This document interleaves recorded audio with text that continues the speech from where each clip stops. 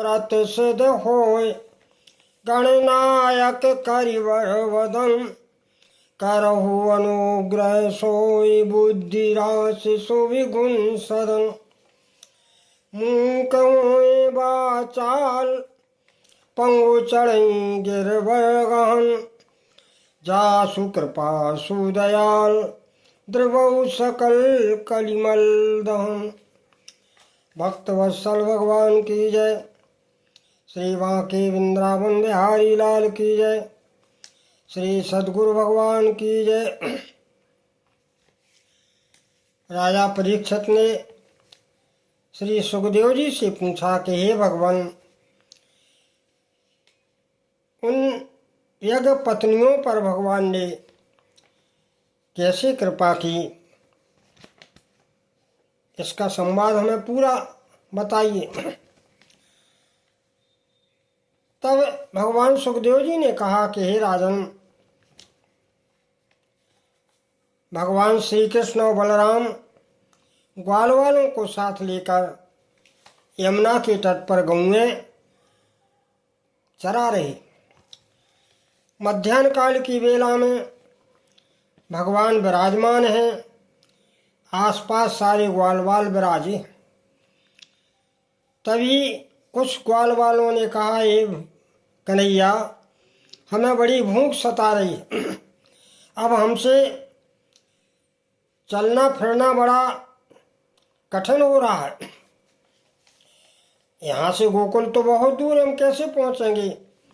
इसलिए हे कन्हैया, कोई कुछ जो है खाने की व्यवस्था करो। तब भगवान ने उन ग्वाल वालों से कहा कि भैया, तुम यहाँ से थोड़ी दूर चले जाओ, वहाँ पर ब्राह्मण जो है यज्ञ कर रही है, उनसे कुछ महाप्रसादी ले आओ। कहना उनसे कि बलराम और श्री कृष्ण भगवान ने हमें प्रसादी मंगाई है, वो दे देंगे। भगवान की आज्ञा को श्रोधारी करके कुछ ग्वालवाल यज्ञ करते हुए उन ब्राह्मणों के पास पहुँचे, हाथ जोड़ करके नमन किया, श्री चरणों में साष्टांग प्रणाम किया और कहा, हे भगवान, यहाँ से कुछ दूरी पर भगवान श्री कृष्ण और बलराम विराजमान हैं। हम लोगों को बड़ी क्षुधा सता रही है, उन्होंने हमें आप लोगों के पास भेजा है। आप हमें कुछ भात दे दीजिए, कुछ प्रसादी दे दीजिए। लेकिन उन ब्राह्मणों के ऊपर इस बात का कोई असर नहीं पड़ा। वो तो अपने यज्ञ में संलग्न थे। स्वाहा और सुधा से आकाशमंडल गूंज रहा था। यज्ञ वेदी में अग्निदेव प्रज्वलित हो रहे थे। तभी उन गोप बालकों ने पुनः कहा, बार बार कहा, लेकिन उन ब्राह्मणों का कोई उत्तर नहीं मिला। कुछ देर खड़े रहने के बाद जब उन्होंने ना तो प्रसाद दिया, ना कुछ हाँ या ना कहा, तो वो ग्वालवाल सभी भगवान के पास लौटे। सारी बात बताई भगवान को। भगवान मुस्कुराने लगे और कहा कि ठीक है, अब तुम इनकी धर्मपत्नियों के पास जाओ, वो तुम्हें जरूर प्रसाद देंगे, यही उनसे कहना। तो वो ग्वालवाल पुनः उन ब्राह्मण देवताओं की पत्नियों के पास गए, धर्मपत्नियों के पास गए, उनके श्री चरणों में नमन किया, हाथ जोड़ करके कहा, ये माताओं, यहाँ से कुछ दूरी पर यमुना के किनारे भगवान श्री कृष्ण बलराम विराजमान हैं। हम ग्वालवाल यहाँ गौएं चराने के लिए आए हैं। हमें बड़ी जोर की भूख लग रही है। भगवान श्री कृष्ण ने आपके पास हम लोगों को भेजा है, आप हमें कुछ महाप्रसादी दे दीजिए।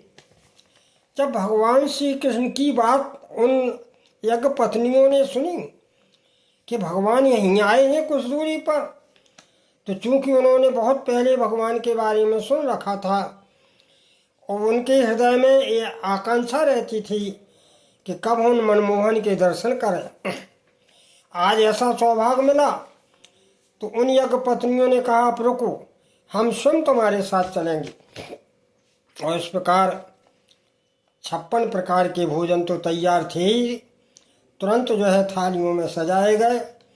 सभी ब्राह्मण पत्नियां उन ग्वालों के साथ भगवान के पास आई।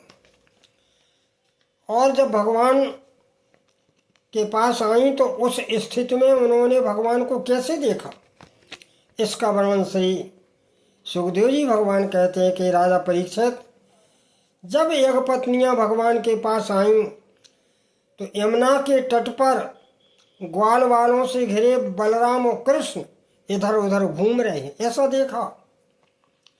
उनके सावने शरीर पर सुनहरा पीताम्बर झलमिला रहा है।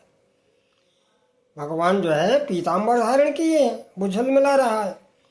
गले में भगवान श्री कृष्ण के गले में वनमाला लटक रही है। एक हाथ सखा के कंधे पर है, दूसरे हाथ से कमल के फूल को जो है नचा रही। ऐसा दृश्य उन यज्ञ पत्नियों ने भगवान के स्वरूप का देखा। कानों में भगवान कमल के कुंडल धारण किए हैं, कमल पुष्प के कुंडल धारण किए हैं। कपोलों पर घुंघराई अलकें लटक रही हैं और मुख कमल मंद मंद मुस्कान की रेखा से प्रफुल्लित है। ऐसे भगवान के सौंदर्य स्वरूप को देख करके वो यज्ञ पत्नियां बड़ी प्रसन्न हुईं और भगवान श्री कृष्ण को देखती ही रह गई। तब कुछ समय बाद धैर्य धारण करके उन्होंने कहा कि हे भगवान, हम तो बहुत दिनों से आपके दर्शनों की भूखे हैं। आपने बड़ी कृपा की तो आज हमें अपने दर्शनों से हमको अनुग्रहित किया। हम ये सब महाप्रसाद लेके आए हैं, कृपया आप इन ग्वाल वालों को भोजन करा दीजिए। आज हम धन्य हो गए, जो मेरा भोजकण भगवान श्री कृष्ण के लिए समर्पित है। हमारा तो पूरा शरीर ही आपके श्री चरणों में समर्पित है। ऐसा उन यज्ञ पत्नियों ने भगवान श्री कृष्ण से कहा। भगवान बड़े प्रसन्न होते हैं, वो प्रसादी सभी ग्वाल वाल प्रेम से पाते हैं, सभी संतुष्ट होते हैं। और अब भगवान ने कहा कि हे देवियों, अब तुम अपने अपने घर को जाओ।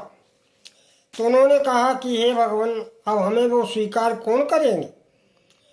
जब ब्राह्मण हमारे पति देव ये सुनेंगे तो वे हमें स्वीकार नहीं करेंगे, हम कहाँ जाएंगे, क्या करेंगे।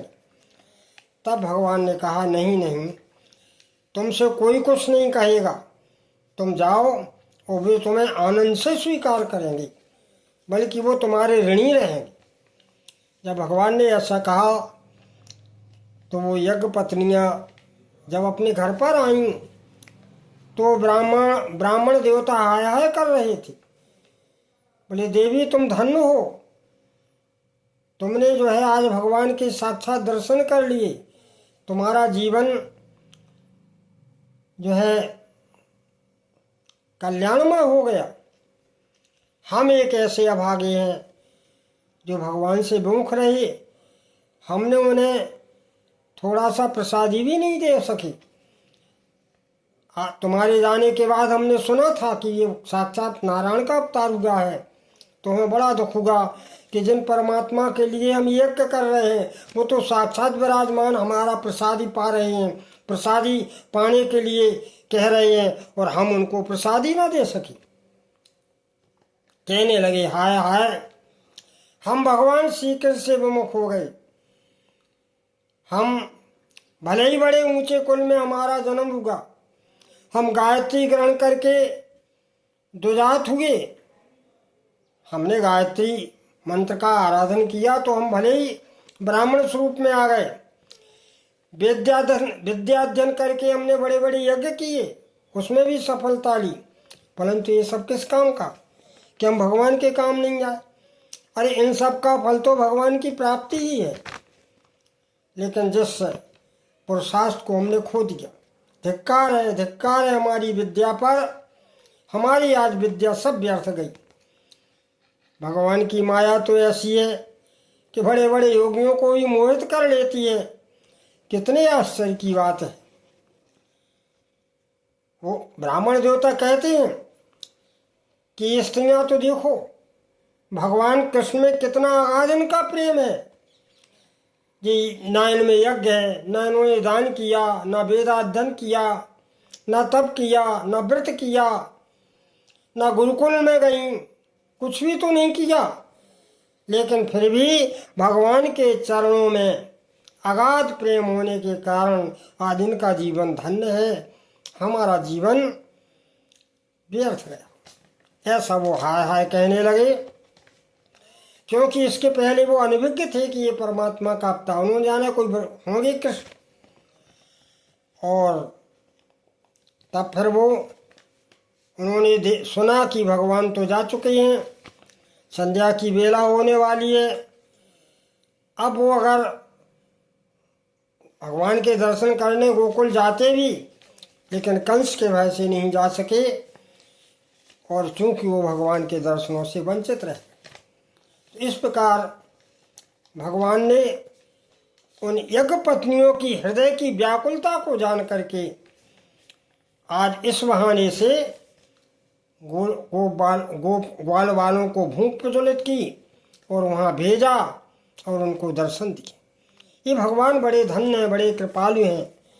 भक्तों के हृदय के भाव को जान करके भगवान लीला करते हैं और उस भक्तों की आकांक्षाओं को पूरा करते हैं।